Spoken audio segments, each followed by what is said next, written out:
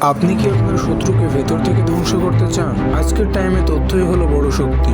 শত্রু বা প্রতিদ্বন্দ্বীকে ভালোভাবে জানতে হলে, তাদের কাছ থেকে গোপন তথ্য জানতে হলে শত্রুতা নয়, বন্ধুর মতো আচরণ করো। এটা স্বাভাবিক, তুমি তাকে কোনো কিছু জিজ্ঞেস করলে সে জীবনেও বলবে না। যেহেতু এটা একটি শক্তিশালী নিয়ম, আশা করি আপনি এটা আপনার ডিফেন্সের জন্য ব্যবহার করবেন। কাউকে অ্যাটাক করার উদ্দেশ্যে এটা ব্যবহার করবেন না। 48 লস অফ পাওয়ার এর ল নাম্বার 14 বলে, বন্ধুর ভান করো কিন্তু গুপ্তচরের মতো কাজ করো। সহজভাবে বলতে গেলে, অন্যের পরিকল্পনা, ইচ্ছে, দুর্বলতা আর শক্তি জানাটাই হলো ক্ষমতার আসল উৎস।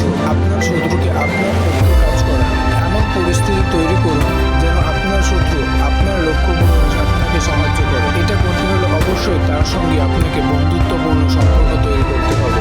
সবসময় আপনার শত্রুর সঙ্গে সরাসরি দ্বন্দ্ব এড়িয়ে চলবেন। সময় হলে আপনি তাকে শেষ করে দেবেন, কিন্তু সরাসরি দ্বন্দ্ব থেকে বিরত থাকবেন। দ্বন্দ্ব এড়িয়ে চললে আপনারই লাভ হবে। আপনার শত্রুর সঙ্গে এমন ব্যবহার করুন, এমন বন্ধুত্বপূর্ণ আচরণ করুন এবং তার বিশ্বাস অর্জন করুন যেন সে খুব সহজে আপনাকে তার গোপন কথা বলে দেয় এবং তার পরবর্তী পরিকল্পনা সম্পর্কে আপনাকে বলে। আপনাকে অবশ্যই তাকে অনুমান করা দরকার আপনি তার বিশ্বাসযোগ্য এবং আপনি তার সত্যিকারের বন্ধু।